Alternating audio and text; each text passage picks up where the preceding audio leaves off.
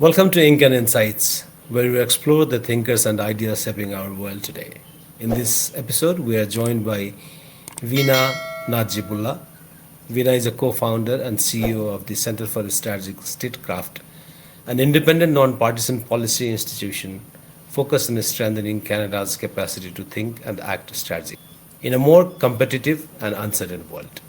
Previously, she served as a Vice President, Research and Strategy at the Asia-Pacific Foundation of Canada, where she led the Foundation research policy and programmatic work in Canada's and Indo-Pacific. Vina's work focuses on Canadian foreign policy, economic security, great power competition, and Canada's relationship with China, India, and the wider Indo-Pacific. She is a frequent media commentator and has appeared on CNBC, Deutsche Welle, CBC, CNA, Al Jazeera, and other Canadian and international outlets. She is a Walsall Scholar at the Walsall School of International Affairs, a Senior Researcher Fellow at the Soffen Center, a Fellow at the Canadian Global Affairs Institute, and a contributing writer for Policy magazine. She has taught at the University of British Columbia School of Public Policy and Global Affairs and holds a Masters of International Affairs from Columbia University.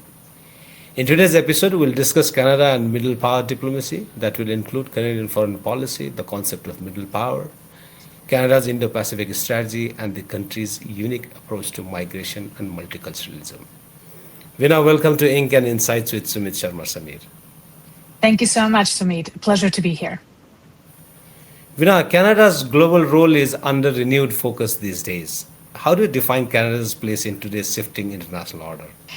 You're absolutely right. Like many other countries, Canada is trying to make sense of the changing global order and position itself in the way that best protects our independence, resilience, and sovereignty.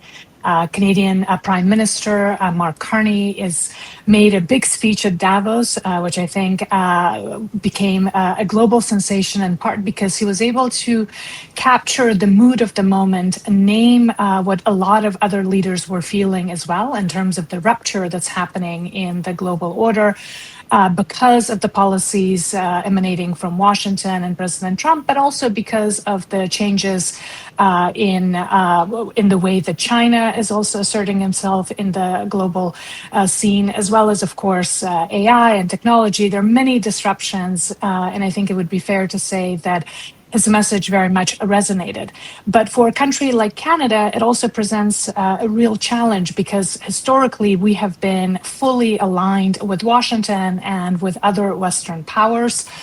We are a member of the G7 and NATO, and our foreign policy was very much defined by that alignment in that membership. What needs to happen now, of course, is a focus on building strategic autonomy, having much more of a balanced relationship with the great powers, as well as obviously as much resilience and autonomy as possible. Now, that's easier said than done because we don't really have that tradition, as I said. For some countries, they have been navigating this kind of great power rivalry for many years, especially in Asia. If you look at a country like Vietnam, of course, it has always had a foreign policy geared towards strategic autonomy, what they would call bamboo diplomacy, right? Or Indonesia with its active non-alignment. But for a country like Canada, this is new. And of course, we are defining that foreign policy as we are engaging in it. So it's kind of flying the plane and making the plane at the same time. And it's quite a challenging, but also a dynamic time in Canada's foreign policy. Right. Veena, what are the most pressing priorities for Canadian foreign policy in 26 or 27? Yeah, so of course, our relationship with the US. Because of this rupture that I mentioned, Canada now needs to have a new relationship with its most important economic and strategic and security partner. We, of course, will never change our geography. We will continue to be bordering the US, and the US will continue to be the most important relationship for us. But the over-reliance that Canada now has on the US used to be a source of strength. The integration that we have with the US economically used to be a source of strength. That has now also become a vulnerability. So a key priority is to reduce over-reliance, diversify partnerships and relationships with other countries. while at the same time, of course, maintain as much privileged access to the US market as possible, while maintaining as much of our economic prosperity as possible. So that's a key challenge. And of course, building new relationships, diversification, not just in terms of economic partnerships, but also strategic and security relationships. And that's why you're seeing our prime minister travel across the world, while you're seeing Right. him also host many world leaders. It has been a really busy period in Canadian diplomacy. Right, right. Bina, do you still feel that middle power diplomacy still a meaningful category for Canada, or has it become a nostalgic level masking a decline in influence? That's a really good question, Samit. And of course, middle powers, it's one of those concepts that has so many definitions and everybody has their own view of what it means. Historically, Right. for Canada, what middle powers meant was that during the Cold War, we had a role to play while fully aligned again with the US and with the Western Bloc. Canada, like some other countries, tried to play a role as a responsible global power, engaging in peacekeeping. That's kind of the fine Canadian tradition of inventing peacekeeping, engaging in conflict prevention, humanitarian work, concepts like responsibility to protect at the United Nations, right? Or human rights, women, peace, and security, all of those thematic concerns, focus on soft power. That was something that Canada could do. But of course, that role of a middle power was fundamentally underwritten by US hard power. So Canada Right. could practice soft power, could engage in influence through peacekeeping or a human rights focus or humanitarian affairs because the world order was underwritten by US military power and an economic order that the US was largely supporting. Now, in the absence of that, of course, that raises questions of what does a middle power diplomacy for a country like Canada or others like Australia or European powers that historically use the term of middle power, what does that look like now? And of course, in the meantime, since the Cold War, the concept of middle power also evolved. And countries like Indonesia or Brazil and many others in the developing world really saw themselves as middle powers in a different way, in that they were essentially balancing and hedging between the great powers, in this instance, between China and the US, and they were in the middle in that sense. So I think I'm not sure how useful middle power as a concept is now. What I think matters is that while the world is changing and while great power competition is intensifying, countries, whether that's Canada, whether that's Indonesia or Nepal or whatever, are trying to figure out how to preserve as much agency and as much autonomy as possible, how to have resilient economies and strong relationships that support essentially those domestic priorities while also making sure that the country has as much agency as possible and are not subject to coercion by great Right. powers and by the instability around. So I think that desire for agency is shared among many countries. And I think that's what Prime Minister Carney was tapping into at his Davos speech when he famously said that when you're not at the table, you're on the menu. So this idea that you need to be part of the Right. discussions rather than on the menu. And then, of course, the only way to achieve that is obviously to build national strength at home. You can't have credibility abroad if you don't have a strong economy at home. So that focus on the domestic is also important. And then, of course, this idea of having relationships. So no country, not even the US, but of course the US is trying to go it alone right now, but no country can really go it alone. They have to build relationship with others. So this strategy of building strength at home, building trusted partnerships abroad, and then essentially navigating the complexity of the evolving order while trying to shape as much of it as possible is really the focus. Whether we call that middle power diplomacy or whether we call that essentially a foreign policy that has as its primary objective maximization of agency and autonomy, I think that's up for debate. Absolutely, I agree, Vina. If you're not at the table, you'll be at the menu. I mean, we don't have to disagree that particularly being situated in between India and China. Particularly Nepal also has to navigate its foreign policy, and it has to be very careful in those terms.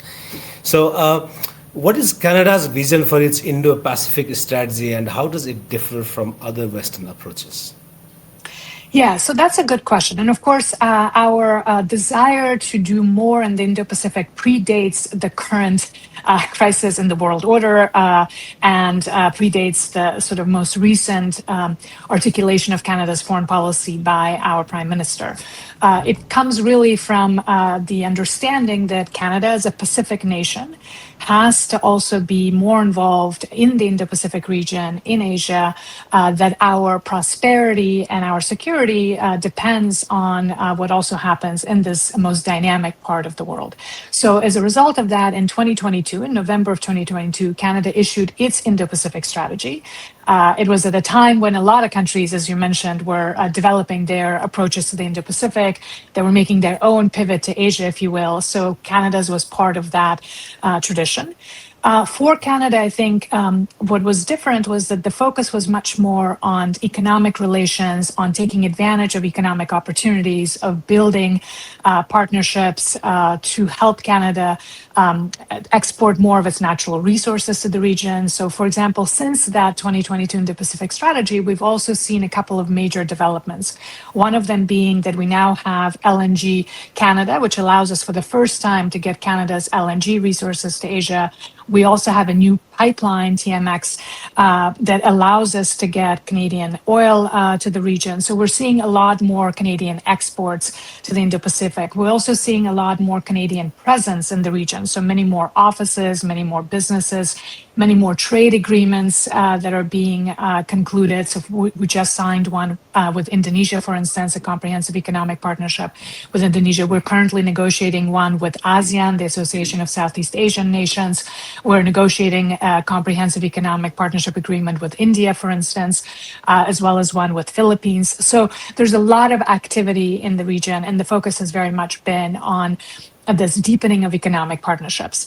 Now, there's also a recognition that obviously we need to be a stakeholder in the security and stability of the region. So Canada, like many other countries, wants to see Indo-Pacific peace and stability to continue, which means engaging in diplomacy in South China Sea to make sure that there's no aggression, as well as preserving the status quo in the Taiwan Strait, because again of the importance of these passages for trade, commerce, and maritime trade, essentially. So I think the focus of Canada's Indo-Pacific strategy has been around that. And I think after 3 years, we can see that there's certainly been an uptake in Canadian presence. So more Canadian businesses, more Canadian organizations are involved in the region.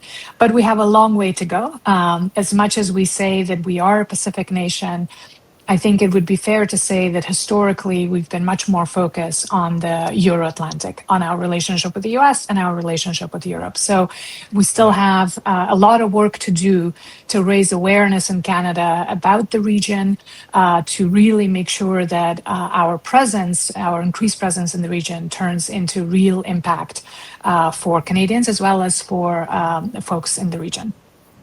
तिमीसँग अब धेरै time छैन है बिहे गर्नु छ भने गरिहाल नत्र घरबाट मलाई अन्त्य बिहे गर्दिनु भर्खर 3 वर्ष भयो एमबीबीएस जोइन गरेको 5 वर्षको कोर्स हो के भो अचम्म छ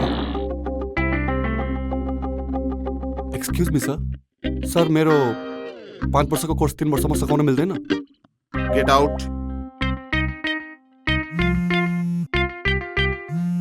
हेलो के सोच्यौ त के सोच्ने मैले प्रिन्सिपलसँग पनि कुरा गरिसके 3 वर्षमा पनि के हुन्छ 3 वर्षमा के भयो भाइ ल बस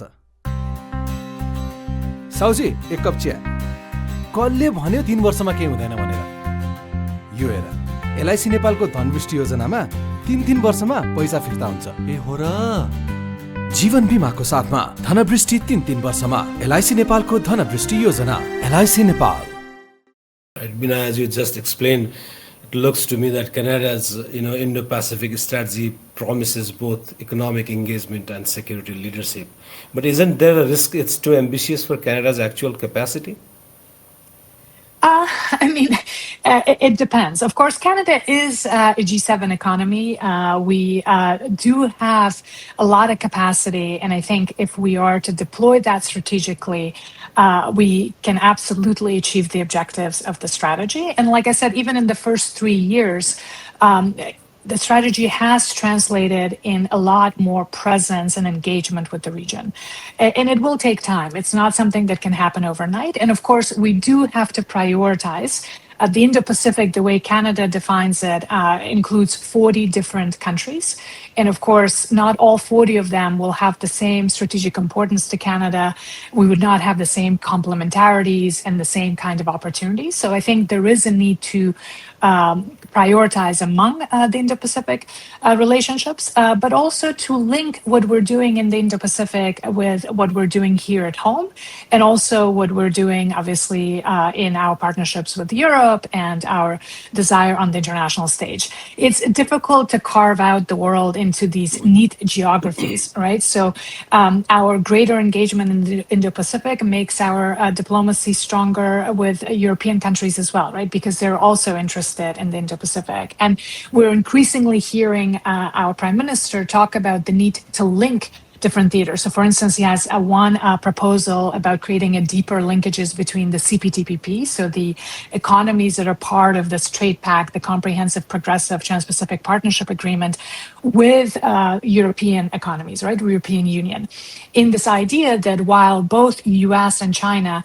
are pulling back from rules-based trade, are becoming more protectionist and more coercive, that other countries can come together and preserve rules-based trade by, in particular, linking basically the CPTPP and the economies of CPTPP with Europe, which would together make about 1/3 of global GDP. So while alone, no country can basically withstand the pressure from the two superpowers, if we come together in this way, then there could be a greater hope. So I think that's another way of looking at it, that whatever we're doing in the Indo-Pacific to advance Canada's interests and to promote our values also helps our overall positioning and foreign policy objectives. Right, right. When I was following the Canadian politics, and there were some remarks made by the opposition leaders when Prime Minister McCartney went to China, and there's a lot of hue and cry inside Canada made by the opposition. How does Canada navigate its complex relationship with China? Yes, so the relationship with China is complex and it's consequential. We recognize that as the second largest economy, we need to have a relationship with China. And when Prime Minister Carney came into office, he basically noted that he wants to recalibrate the relationship with China. And I think the word recalibration is important because it doesn't mean a reset. It doesn't mean going back to engagement of pre-2018 or the sort of previous decades when the focus was largely on deeper economic relations. Now, this recalibration means that we need to have as much stability and predictability in the relationship as possible, cooperate in areas where that's possible, where it's mutually beneficial, but at the same time recognize that the relationship will have its limits, that it needs to have guardrails, that there will be certain sectors like defense, like AI, like quantum, where Canada will not seek cooperation or deeper partnerships with China because of economic security and national security concerns, right? So, and it also, recalibration also means that the relationship is dynamic, meaning that we will have, it will depend on a number of factors, behavior, of course, of China, China's policies, as well as how our relationship evolves with other countries, notably the US, and how our discussions on the US-Canada-Mexico agreement, CUSMA, or what used to be called NAFTA, will evolve as well. So there's a lot of different factors, but at the end of the day, Canada needs to have a relationship with China that takes fully into account what our interests are, but also what our concerns are. So it's a dynamic relationship, I guess, of the three C's, which a lot of other countries are trying to promote: cooperate where possible, compete where necessary, and confront or challenge where our interests or values are being threatened. Right. How has Canada's migration policy shaped its global reputation as a middle power?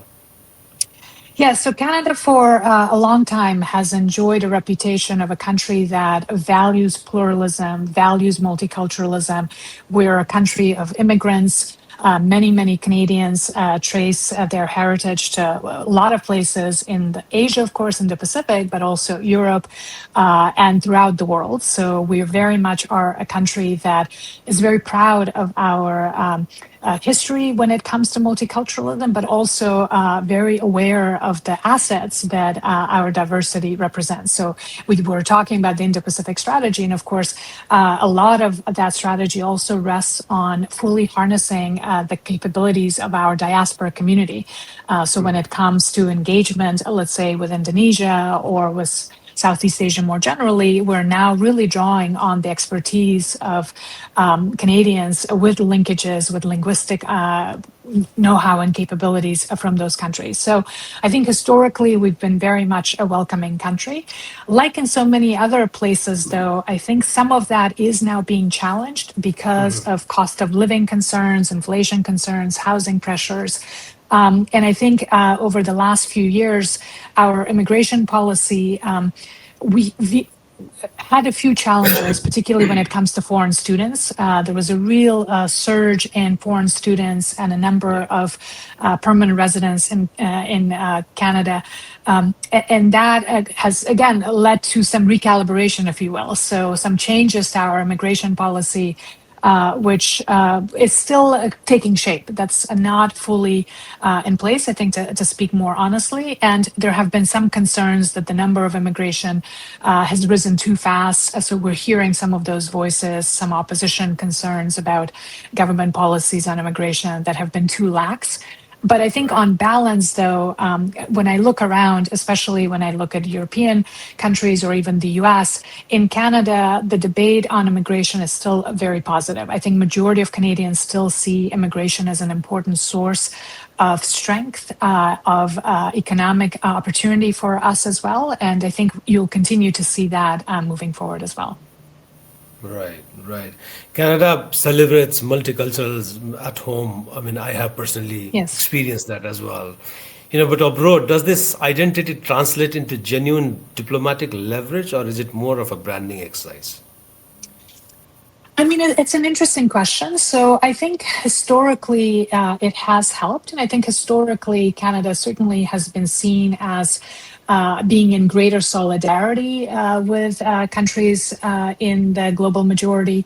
But I think now we need to recognize that foreign policy is about advancing national interests and about promoting national values, less about kind of engaging in diaspora foreign policy, so which we could engage in before, where the stakes may have been lower or where the interest was lower. So certain groups, for instance, Sri Lanka, our foreign policy towards Sri Lanka was very much driven by voices of the diaspora community here. Same was even true about a large economy like India. And I think we're seeing a desire to move away from that, a recognition that, yes, we need to fully leverage and engage our diversity of our country, and the diaspora community is an important part of that engagement, but it can be solely driven by those interests, that we need to have a foreign policy rooted in national interests and national objectives, and not just some loud voices within certain communities. Right, right. Vinay, and how has Canada positioned itself as a leader in refugee settlement and humanitarian migration? Again, historically, I think we have had a really solid reputation when it comes to accepting refugees and migrants. For instance, in the Indo-Pacific, Canada played a leading role in the situation in Myanmar and Rohingya refugees. We have a very large community. The same was true about most conflict zones, right? We welcomed a lot of people fleeing disasters, fleeing conflict. But all of that now, I think we have to be honest that there is quite a bit of change in the way Canada, but also other countries are seeing their policies on refugees, on immigration, and global migration conversations. My hope is that Canada will continue to be a leader, that there's a way for us to advance this agenda while also obviously engaging in what many call a more pragmatic foreign policy, one that's much more focused on economic diversification and economic relationships. But we have to recognize that reputation matters. Canada has had a very positive reputation. We have a very strong brand, and it would be important to preserve that and to work to maintain it, while also obviously focusing on a more pragmatic foreign policy. How does the relationship looks like between the federal state of Canada with that of the provinces right now? Yes, so Canada is a confederation, and our provinces do have a lot of power and a lot of ability to make policies, especially in certain sectors. Obviously, natural resource, immigration, education, for instance, is very much managed at the provincial level. Canada does not have a federal Ministry of Education like many countries do. That is very much delegated to the provincial level. So you're absolutely right. There's a lot of diversity among our provincial governments. We are a democracy, so and there are obviously elections at the provincial level as well as at the federal level, and different parties come to power and they have slightly different policies. I'm based here in British Columbia, in Vancouver, where we have a very different government than the government you mentioned in Alberta. And so it presents a challenge, obviously, for the federal government to try to coordinate all of that, especially when it comes to issues of foreign policy and our branding abroad, right? So when Canadian representatives show up anywhere outside of Canada, they may be from Alberta, they may be from Quebec or from Ontario, but at the end of the day, they also are from Canada and represent brand Canada. So it represents a challenge for Canadian foreign policy organizations to present a coherent Canadian objective rather than sort of a disaggregated provincial picture. But I think there's also opportunity within that. There's, I think, for folks who are thinking of coming to live and work in Canada or to immigrate to Canada, I think there's a lot of diversity and there's a lot of opportunity.